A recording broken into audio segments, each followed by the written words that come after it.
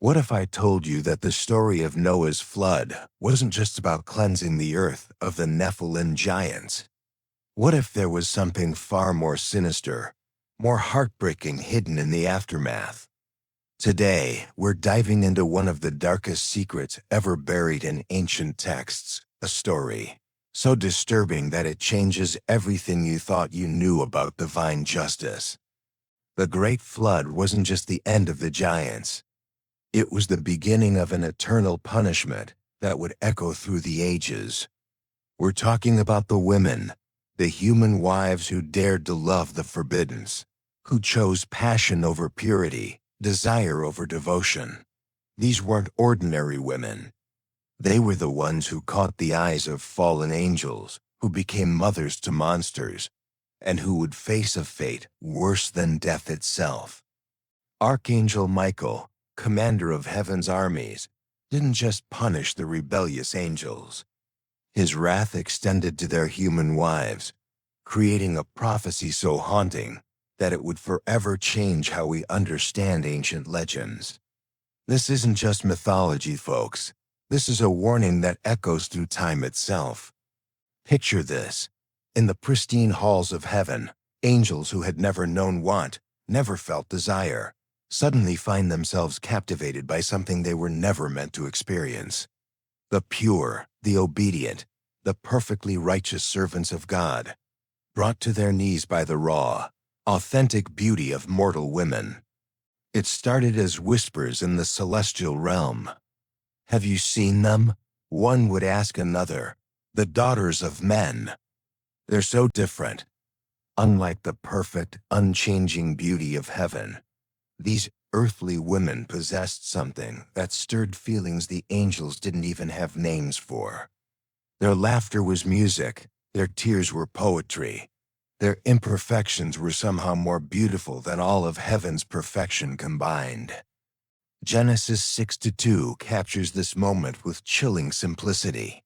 The sons of God saw that the daughters of humans were beautiful, and they married any of them they chose.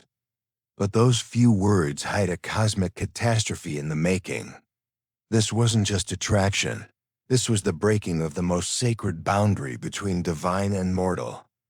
The women felt it too. Imagine going about your daily life and suddenly sensing eyes upon you, not human eyes, but something otherworldly, something that made your heart race with both terror and inexplicable longing. They couldn't see their watchers, but they felt the weight of their gaze, the intensity of their desire burning across the void between heaven and earth. What started as curiosity became obsession. What began as admiration transformed into a hunger that would consume both angel and human alike. The stage was set for the greatest rebellion in heavenly history. The angels knew the rules. They understood the boundaries.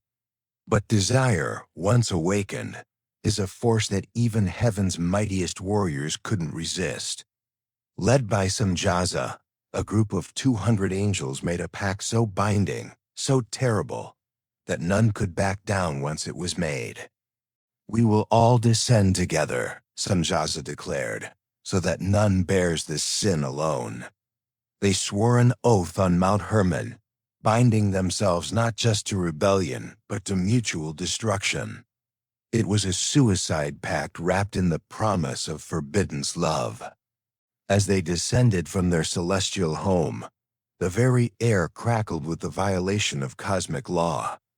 These beings of light, created to serve and worship, now burned with earthly passion. The moment their feet touched human soil, everything changed.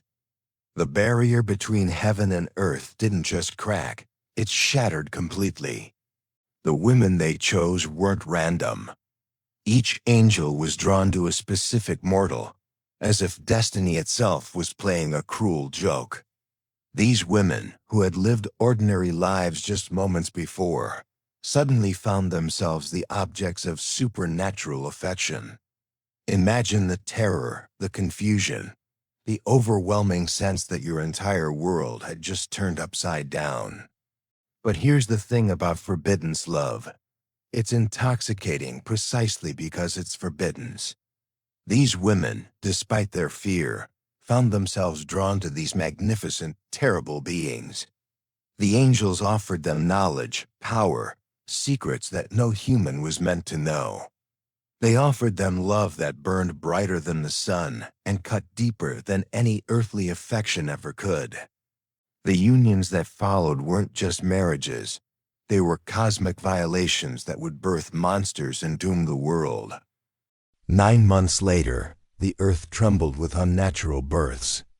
The children born from these forbidden unions weren't human, weren't angel, they were something entirely new and terrifying.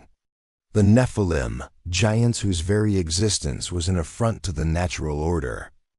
Picture this: babies who grew to the size of trees, whose cries shook the foundations of buildings, whose shadows covered entire neighborhoods. These weren't just large humans.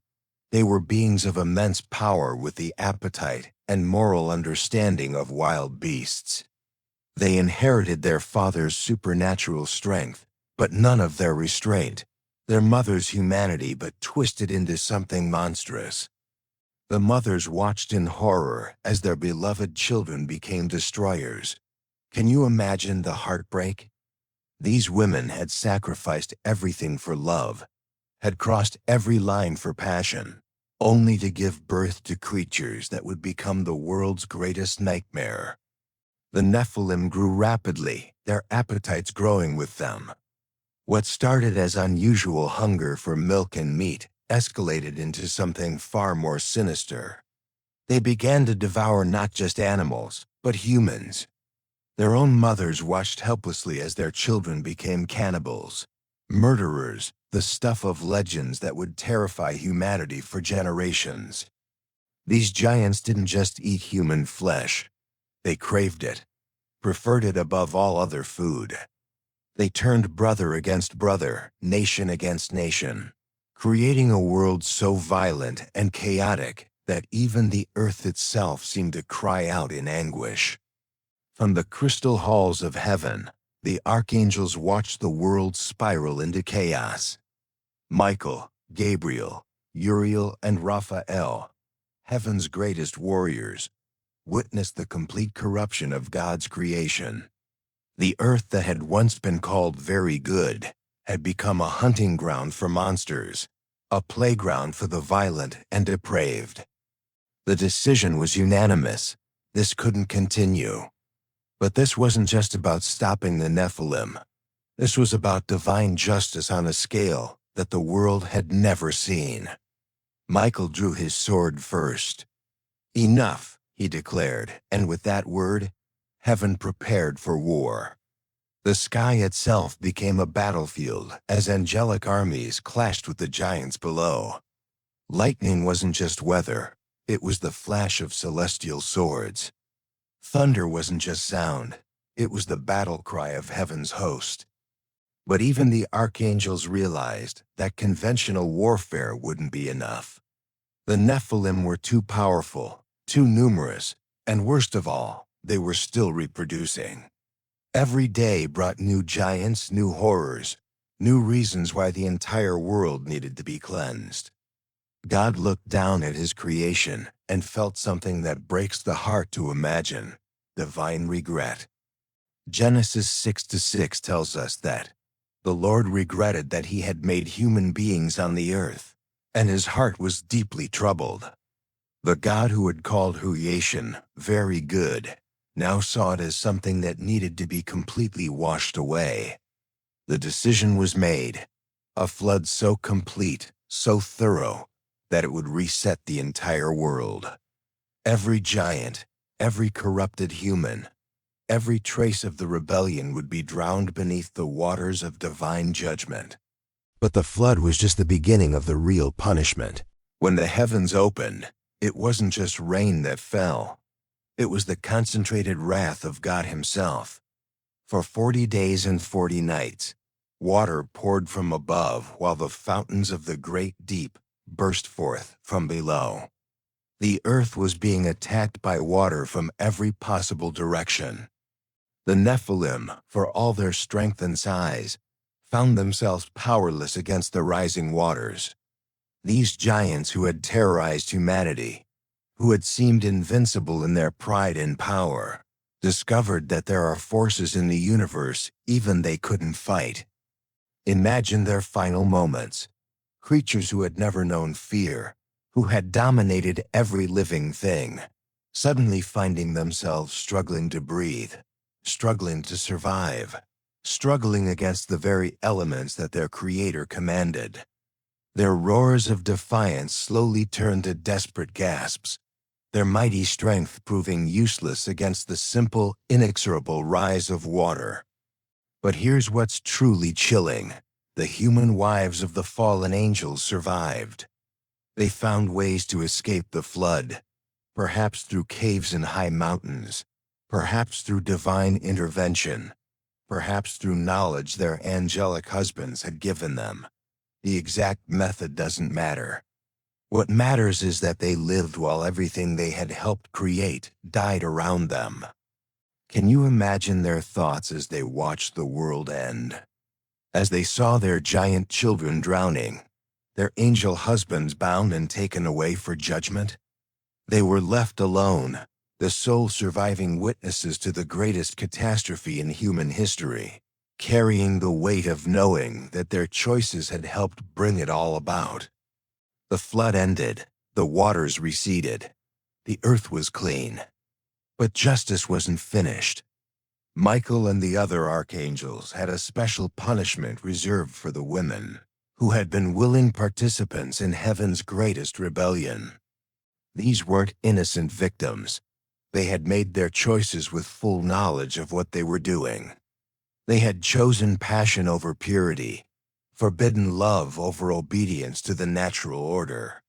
They had willingly borne children to creatures they knew were not human, and those children had nearly destroyed the world. Now came their reckoning. Michael appeared before them not as a comforter, but as an executioner of divine justice. "You chose to love the forbiddens," he declared. "Now you will become the forbiddens yourselves." The transformation began slowly, painfully. These women who had once been beautiful enough to tempt angels, who had been desired by beings of pure light, found their very forms changing. Their legs began to merge, their skin began to change, their voices began to carry an otherworldly power that was both beautiful and terrifying. They were becoming sirens, not the romanticized mermaids of children's tales, but something far more dangerous, far more tragic. They retained their beauty, but it became a weapon. They kept their voices, but now they could use them only to lure and destroy. They maintained their intelligence, but they would be driven by an insatiable hunger for the destruction of others. This wasn't just physical transformation. It was a curse that reached into their very souls. Picture the first time these newly cursed women tried to use their voices. Imagine the horror as they discovered that their song, once capable of expressing love and joy, now carried an irresistible compulsion that drove men to madness and death. Take Nama, for example, once renowned for her beauty and her ability to sing love songs that could move hearts to tears. After her transformation, that same gift became her curse and her weapon. When she opened her mouth to sing, sailors would abandon their ships, forget their families, forget their very lives just to reach her. But here's the cruelest part of the curse. She couldn't control it. Every song was a murder weapon. Every melody was a death trap. She was condemned to be beautiful, to be desirable, but never to be truly loved again. Anyone who tried to approach her would die in the attempt, and she would have to watch it happen again and again for all eternity. The other women faced similar fates. Some were bound to rocks near treacherous shores, forced to watch as their voices dashed ships against the stones. Others were condemned to swim the endless depths of the ocean, their songs echoing through the water like the cries of the damned. They became legends, warnings passed down through generations of sailors and fishermen. "Beware the song that's too beautiful," the old salts would warn. "Beware the woman whose voice makes you forget your own name." But they were more than just legends. They were reminders, living monuments to the consequences of choosing desire over wisdom, passion over prudence. Meanwhile, the fallen angels who had started it all faced their own eternal punishment. Bound in chains of spiritual darkness, they were forced to watch as their beloved wives were transformed into monsters. They could see their suffering but couldn't reach them, couldn't comfort them, couldn't even apologize for the role they had played in bringing about this fate.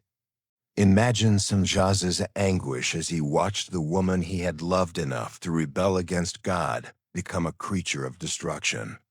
Picture the other fallen angels, each witnessing the transformation of their chosen partner, understanding that their selfish desire had not only damned themselves, but had condemned their loves to an existence of eternal torment.